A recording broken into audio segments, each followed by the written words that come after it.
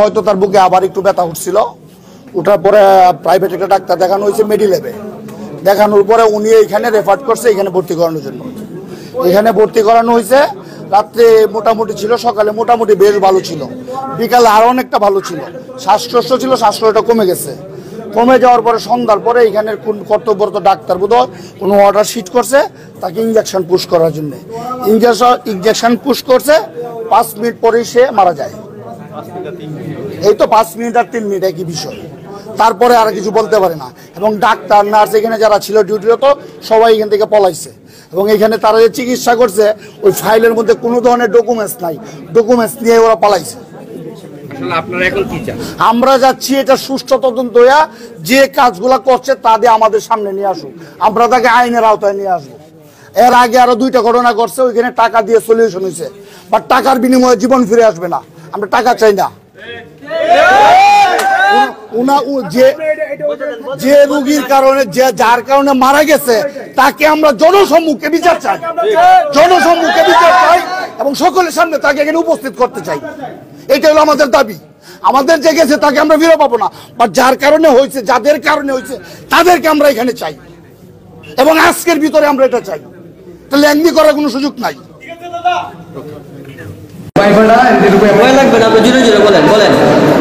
আসলে অ্যাকচুয়ালি আমরা হসপিটালে আমাদের একটা আত্মীয় ছিল, কিন্তু এখানে ইচ্ছাকৃতভাবে রুগীরাকে মারা হইতেছে। মানে যা বলতে গেলে এখানে কোনো রুগী সুরক্ষিত না। মানে ইঞ্জেকশন দেওয়ার 5 মিনিটের মধ্যে রুগী মারা গেছে। ইঞ্জেকশনের যে আপনার নামটা থাকে এই কাগজটা আমরা পাই না। এটার জন্য আমরা ডাক্তারে বলতেছি, ডাক্তাররা ওটা হাইড করতেছে। আর এই জন্য আপনার সারা কিশোরগঞ্জ থেকে ভাইনি লোক আসতেছে, রুগীরা এখন হাসপাতাল থেকে পলাইতেছে। মানে কি করবে, কোনো ধরনের এখানে চিকিৎসার জন্য যাবে, চিকিৎসা হইতেছে না সঠিক। ধন্যবাদ। কিছুদিন পর পর রোগী ভর্তি হওয়ার পরে মারা যায় হঠাৎ করে, এটা কোনো সুষ্ঠু তদন্ত হয় না, কিছুই হয় না। এটার আমরা সুষ্ঠু বিচার চাই এবং কে করছে এটা ঘটনা সুষ্ঠু তদন্ত সাপেক্ষে আমরা বিচার চাই এবং কে করছে আমরা দেখতে চাই ওনাকে। এটাই আমাদের কথা, সবার সামনে দেখতে চাই, সবার সামনে দেখতে চাই এবং সুষ্ঠু বিচার পাবলিকের সামনে।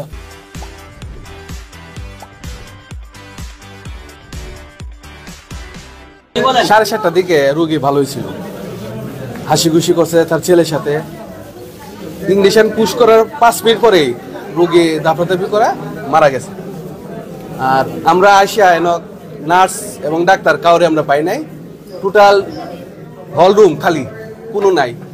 আধা ঘন্টা পরে পরিচালক আসছে, উনি আসার পরে জিজ্ঞাসা করলাম যে রুগী কাগজপত্র কি আসবে, তারা কিছু দেখাতে পারেনি। কি ইঞ্জেকশন পুশ করছে সেটাও তারা দেখাতে পারেনি।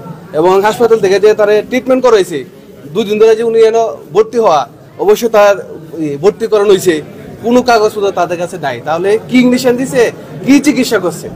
এখন যে চিকিৎসা করছে ডাক্তার এবং নার্স, আমরা তাদেরকে চাই। উনি আমাদের কাছ থেকে 2 ঘন্টা হয়ে যাবে সময় নিছে, অন্য কোনো সুরা দিতে পারে নাই। আমরা তার শাস্তি চাই, আমরা তার শাস্তি চাই। আর 2 মাস আগে এই ঘটনা আবার হাসপাতালে 2 রোগী মারা গেছে একই অবস্থা, ভুল চিকিৎসায়। নার্সে নাকি ইঞ্জেকশন পুশ করছে, সে বুঝতে পারি না। একই রঙে বলি পুশ, উনি কি ডাক্তার? উনি কি পুশ করা দায়িত্ব ডাক্তার দিয়ে দিব? উনি দেখে পুশ করুন, উনি না দেখে। আমার কাছে লাগছে হাসপাতালে যারা আছে সবাই নার্স, কোনো ডাক্তারই নাই। এরা নিজেরা মতো ভাবে হাসপাতাল চালাইতেছে। আমি শুনেন, ওনারা আসুক, ওনার বড় ভাই আসুক, তারপর ওনাদের থেকে আমি ওই আপুকে ওনাকে দিয়ে বলে দিচ্ছি। আপনি বলেন। আমার ছোট বোন এখানে ছিল, উনি বলছে তোমার বোনের ছেলেরে নিয়ে আসলেন না কেন? আমার ছোট বোন আবার সম্পর্কে মানে ওনারে তো বলছে যে ফুটবল টুটবল খেলবো, নিয়ে আসতা ওনারে। এটা বাসায় গিয়ে বলতেছে, আমরা হাসাহাসি করে মাত্র মুখে বাদ দিছি। তার মধ্যেই খবর আসছে উনি মারা গেছে।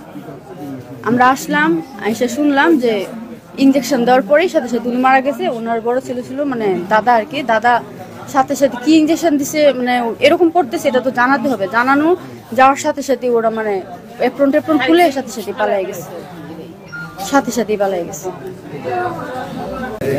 সাংবাদিক ভাইরা আপনারা সকলে অবগত আছেন যে এই জায়গায় আমাদের অত্র এলাকার নয়ন কাকা নামে একজন লোক চিকিৎসাধীন অবস্থায় ভুল চিকিৎসার কারণে অনাকাঙ্ক্ষিত একটা মৃত্যুর ঘটনা ঘটেছে। আমরা এই ঘটনার সুষ্ঠু তদন্ত চাই এবং অপরাধীদের বিচার দাবি করছি। আপনারা বিগত সময় জেনে আসছেন যে আরো 2টা ঘটনা এরকম ঘটেছে, কিন্তু এগুলোর কোনো সঠিক বিচার আমরা পাই নাই যতটুকু শুনেছি ওরা অর্থের বিনিময়ে নাকি ওটা সমাধান করেছে। কিন্তু এই জায়গায় আমাদের কাকা মারা গেছে, কিন্তু আমরা অর্থ চাই না, কিন্তু আমরা সঠিক বিচার চাই। আর আগামীতে যেন এই হাসপাতালে যারা চিকিৎসা নিতে আসবে ওরা যেন ভুল চিকিৎসায় যেন মারা না যায়, এইরকম আমরা আশ্বাস চাই এবং হাসপাতাল কর্তৃপক্ষের সুনির্দিষ্ট ব্যাখ্যা চাই। আচ্ছা, এই বর্তমান যে পরিচালনার দায়িত্বে আছেন উনি থাকাকালীন সময়ে এর আগে একটা ঘটনা ঘটেছে, আবার একটা ঘটনা ঘটছে, এটা আসলে কেন হচ্ছে এবং উনার বিরুদ্ধে আপনারা আসলে কিছু চান কিনা? না, আমরা যতটুকু শুনলাম আপনাদের মাধ্যমে উনি নাকি ছাত্রলীগের রাজনীতির সাথে সম্পৃক্ত ছিল, কিন্তু আমরা সঠিক তথ্যটা জানি না। কিন্তু আপনারা একটু খতিয়ে দেখবেন, যদি উনি আওয়ামী লীগের কোনো একজন এজেন্ডা বাস্তবায়ন করার পরিকল্পনা রাখে তাহলে ওনাকে অপসারণ করার দাবি জানাচ্ছি আমরা। আর আগামীতে যেন এরকম কোনো অনাকাঙ্ক্ষিত ঘটনা না ঘটে সেই জন্য হাসপাতাল কর্তৃপক্ষের সজাগ দৃষ্টি আশা করছি।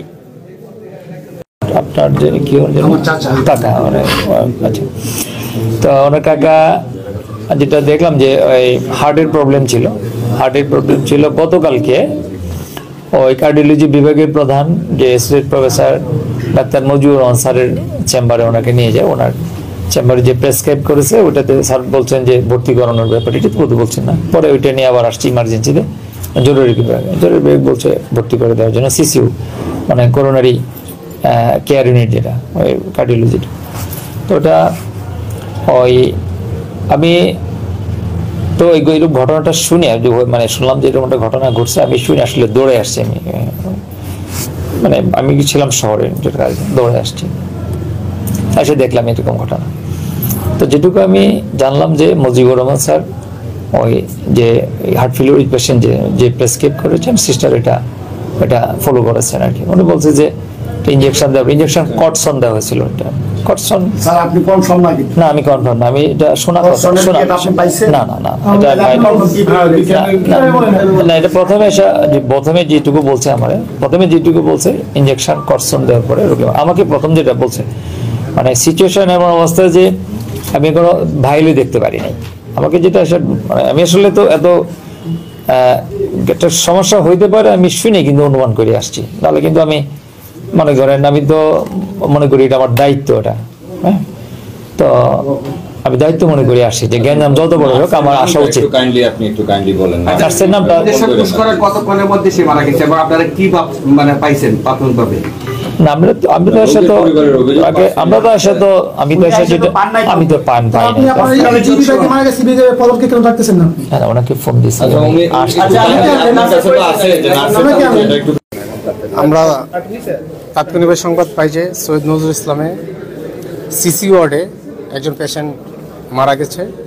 পরবর্তী আমরা সংবাদ পাওয়ার সাথে সাথে আমরা সৈয়দ নজরুল আসার পরে একটু মাংস দেখতে পেলাম। পেশেন্ট পরবর্তী যে পরিচালক মহোদয় আছেন পেশেন্ট কীভাবে মারা গেছে তারা বলতে পারবে। আমরা এখন আইন শৃঙ্খলা পরিস্থিতি স্বাভাবিক আছে। আচ্ছা, এইটার ব্যাপারে আপনার আইন শৃঙ্খলা স্বাভাবিক আছে, প্রয়োজনে কি ব্যবস্থা নেবেন? আমরা অভিযোগের প্রেক্ষিতে আইনগত ব্যবস্থা নিব। এর আগে যে দুইটা মৃত্যুর ঘটনা ঘটেছিল, এই ব্যাপারে কি কোনো আপনার এখানে অভিযোগ বা মামলা হয়েছে কিনা? আমরা ইতিপূর্বে যে দুজন পেশেন্ট মারা গেছিল আমরা ইনকোয়েস্ট করেছি, পিএম করেছি। পিএম রিপোর্ট এখনো পাই নাই আমরা, কিন্তু পরিবারের পক্ষ থেকে আমরা কোনো অভিযোগ পাই নাই। অভিযোগ পাইলে আমরা আইনগত ব্যবস্থা নেব অভিযোগের